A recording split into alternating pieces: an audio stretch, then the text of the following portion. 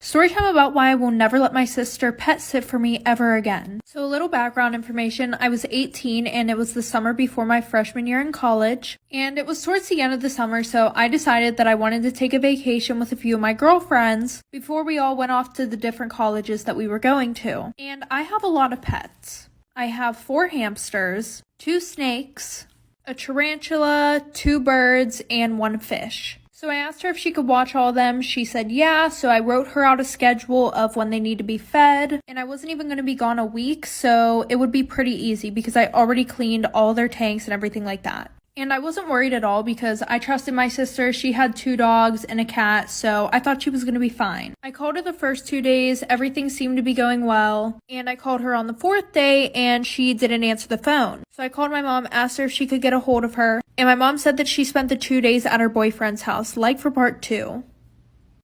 Part 2 about why I will never let my sister pet sit for me ever again. So like I said, I called my mom asking if she could get a hold of her, and she said that she spent the last 2 days at her boyfriend's house. And the worst part was, my sister was the only one with a key to my apartment. So my sister calls me the next day and she's like, hey, sorry, I was at my boyfriend's house. And I was like, who fed the animals? And she was like, well, I just put enough in their cages so that way they would be fine for 3 days. And she was like, don't worry, I'll sleep over there tonight to make sure they're okay. So I'm having a fucking panic attack right now. Anyways, so fast forward, I get home early in the morning and my sister's sleeping on the couch, but my sister brought over her animals too. So I wake my sister up and I'm like, hey, how are all the animals? She's like, oh, they're fine. And then we walk into the kitchen and the fucking bird cage is open and my birds are missing and her cats are nowhere to be found. So now I'm freaking the fuck out. So then I go to check on the rest of my animals, for part 3.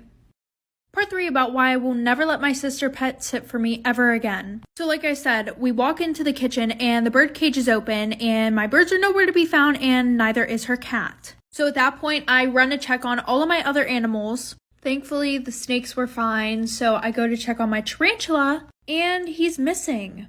So now I grabbed my sister's dogs, locked them in my room, and I went to go check on my hamsters. Yeah, she forgot to feed them the whole week because one of them ate the other one. So at this point, I'm having a mental fucking breakdown and I'm moving all the furniture in the living room and everything like that. And we lift up the couch and we see her cat bolt out from under the couch. After that, I look under the couch and my bird is literally torn into pieces under the fucking couch. A few days later, she texted me and she was like, hey, I feel so bad. Let me buy you a new bird and a new tarantula. And to this day, 2 years later, I still don't know what happened to them. Storytime about how I found out that my boyfriend was trying to get with another girl on Valentine's Day. Okay, there's a lot that goes into this story time, so let me break it down for you real quick.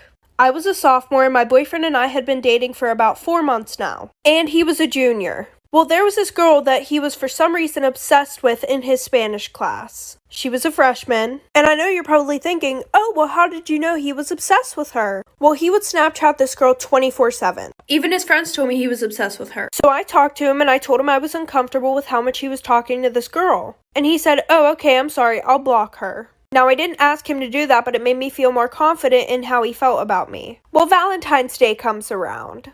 And we didn't talk all day until he came to pick me up. I wished him a happy Valentine's Day and got left undelivered. So we get to the restaurants and we decide to put our phones at the end of the table so that way we would be more focused on each other. Well, he goes to the bathroom and then I see this name pop up on his phone. For part 2. Part 2. So, like I said, I saw this name on his phone, and there was something special about this name. So, whenever I kept streaks, I would put the word streak, and then an emoji, and then the person's name. And he got the idea that instead of keeping her name, he would put it as streak.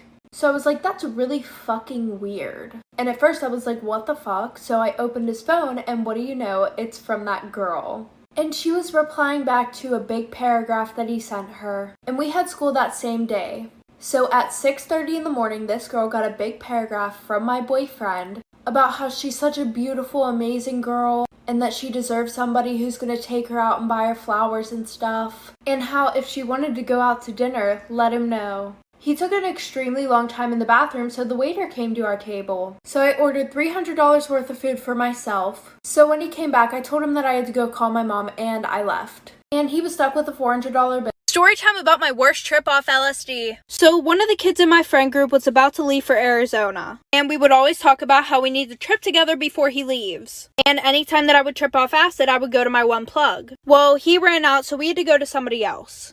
And I've never tried this kid's stuff before. I just said, fuck it, YOLO. Which should not have been my motto at the time, but it was. So that night, we're in the car, and one of our friends is driving because he's sober, obviously. And before I put the tab on my tongue, I started to get really nervous. And I have never felt like that before I've taken acid. But I kind of just said fuck it, and I put it on my tongue. So we go pick up 2 more people that I'm not really close with. So then we make our way over to our other friend's apartment. And I'm kind of feeling it, but not really. But then as soon as we walk into that apartment, I start tripping balls. And you know, everything was going good. But then my dumb ass decided to look in the fucking mirror. And as soon as I look in the mirror, I see myself smile back at me, like for part 2. Okay, part 2. So like I said, I look in the mirror and I see myself smiling back at me. And that's whenever everything went south so quick. I sat on the bed, tried to pull myself together because I didn't want to make a fucking scene in front of everybody. But then I got caught in this fucking loop. And if you don't know what the loop is, then I'm going to tell you what it is. It's basically where you feel like you're doing the same thing over and over and over again. And then I started looking around at everybody and it looked like their faces were melting. One of my friends got up off his chair, walked to the other side of the room, and I watched him do that. But when I looked back over at the fucking chair, he was still sitting there. So I looked at my one friend that was sober, who I was actually really close with, and I think he saw the look in my eye and he was like, "Do you want to leave now?" And I just shook my head, yeah, like I could not deal with that shit anymore. So we go to his car and then we drive to my boyfriend's house. Because I could not go home. I would have got crucified. Well, we get in the house and as soon as his mom sees me, she knows that something's wrong. Like for part 3. Okay, part 3. So like I said, I walked in and she knew that something was wrong with me right away. Because she was like, "Oh, I have a letter from your boyfriend." And usually I would run up, grab it, read it really quickly. Because I would only get like 1 letter a week. But instead I ran downstairs because her face was fucking melting. So 5 minutes later, she has to come downstairs and help me get dressed into my pajamas because I forgot how to dress myself. I didn't want to be left alone that night, so my friend stayed in the basement with me. So he went and tried to go to sleep. But he couldn't because I was watching Butterfly Effect for 8 hours straight. Like, that was the only thing that could calm me down. But I still don't even know all the freaking words to it, which is weird. Like, he would try to change the video and somehow I end up back to Butterfly Effect. And then he tried to kiss me. So he left the next morning because he had to go to work, which was at like 11 a.m. And I took this tab at 8 p.m. the day before. So I was getting texts like, "Where are you? You're supposed to be home now." So I had to go home and act normal in front of everybody while I'm still tripping balls. And I also got grounded for coming home late because I could not come home at the right time because I was tripping so hard. And this lasted for about 24 hours. Crazy story time about how my mom kidnapped my sister. So my mom and dad split whenever I was really young. And at this time, they were always in and out of court battling for custody over my sister and I. Well, the one day my dad drives my mom downtown to the courthouse because she didn't have a ride. And before she gets out of the car, she's like, "Can I give the girls a hug?" And my dad was like, "Yeah, go ahead." Little background information. I was more of a daddy's girl. My sister was more of a mommy's girl. Which is probably the reason why she took her. I was sitting by the window, my sister was sitting in the middle seat. So she gives me a hug. Next thing I know, my sister's seatbelt was unbuckled and my mom was running across the street with her in the middle of downtown. Didn't even look for cars. So my dad got out of the car, ran over, grabbed her, picked both of them up and walked over to the sidewalk and my mom was screaming bloody murder. So this guy called the cops and my dad was trying to show them custody papers because he had full custody.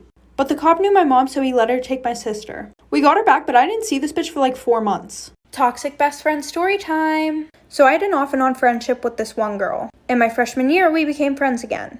And she had this boyfriend named Nicholas. And they literally fought 24/7. And every time she would fight, she would be like, "Can you please fix this for me?" So she would have me add him on Snapchat, fix it, and then block him. And guys, this literally was happening like 5 times a week.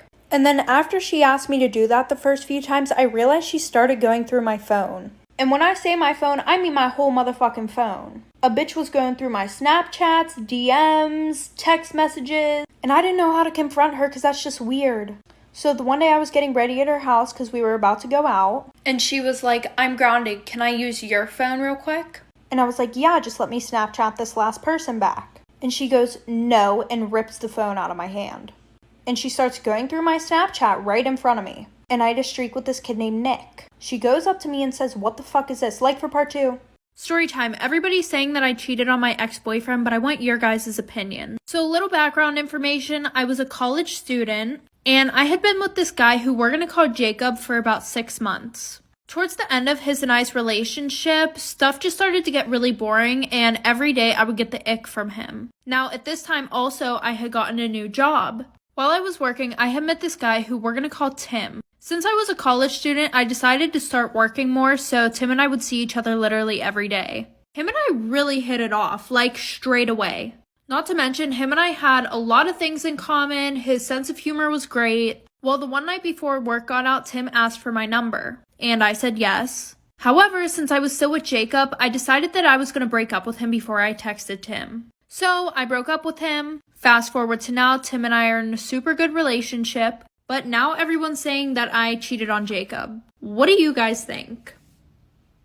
Story time about how I got my ex-toxic best friend jumped. So a little background information, I was 16 and a sophomore in high school. And like any of these toxic best friend story times, she was super jealous of me for literally no reason. She would literally try to be better than me in everything. Like when I did a sport or a club, she would join immediately right after. And it wasn't oh, I'm going to join my best friend. No, it was, I'm going to join so that way I can show her that I'm better than her. For example, in 6th grade, I was captain on the volleyball team, and she decided that she was going to try out her sophomore year. She played it off as if she just wanted to try it out, but then I got announced captain, and she was pissed off when she heard that. She literally blocked me on everything.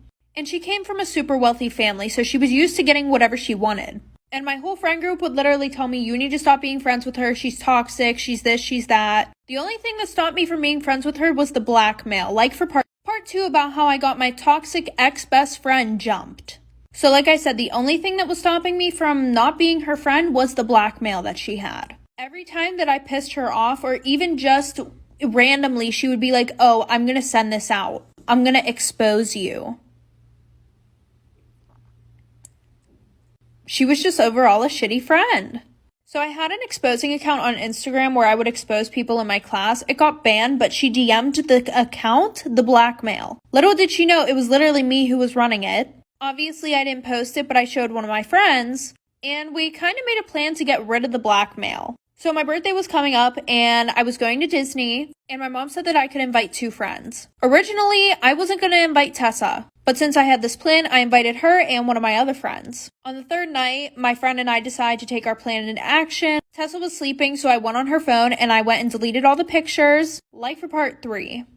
Part 3 about how I got my toxic ex-best friend jumped. So like I said, on the 3rd night, she was sleeping, so we went on her phone. I deleted all of the blackmail that she had on me, and I even went a step further and screenshotted all of the nudes that she was sending back and forth with older guys, and these guys were way older than her, like way older. And I sent them to myself and deleted the text off of her phone. Fast forward, we drop her off at her house.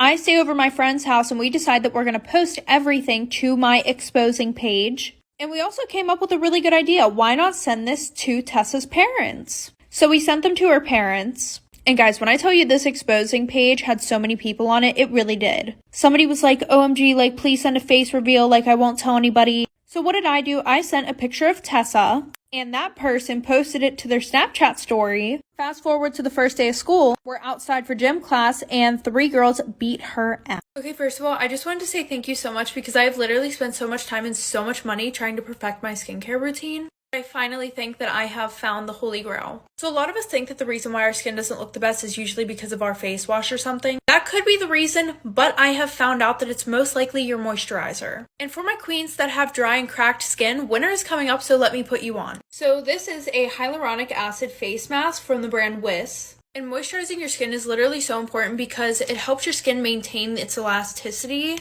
Like, people with naturally oily skin age so much better than people with dry skin because it acts as like a built-in moisturizer. So since I've washed my face, I'm going to put this mask on and leave it on for about 20 minutes. I only use this mask at night because it is super hydrating, and your skin needs more hydration at night than it does during the day. And after 20 minutes, I take it off. Not only does my skin look hydrated, but it feels hydrated. So I highly recommend you guys going and checking this out. The link is in my bio. Is a $40 foundation better than a $9 foundation? The two foundations that we have going up against each other are the She Glam Complexion Pro and the Airbrush Flawless Foundation. This at least looks like it's $30. So on this side, I'm going to do the She Glam foundation, and on the other side, I'm going to do the Charlotte Tilbury foundation. First things first, both of these foundations claim to have a matte finish that lasts all day, and it is supposed to feel like nothing is on your face. Also, both of these are supposed to be full coverage, and that's good to put to the test today because I do have a few blemishes. I am in literal shock right now. This is a dupe for the Charlotte Tilbury foundation. $9, $40, no beauty filter. They both look and feel the exact same way. Run. Do not walk, run. And everybody can run because there are 30 shades. Like, I'm sorry, you will never catch me spending $40 on a foundation ever again.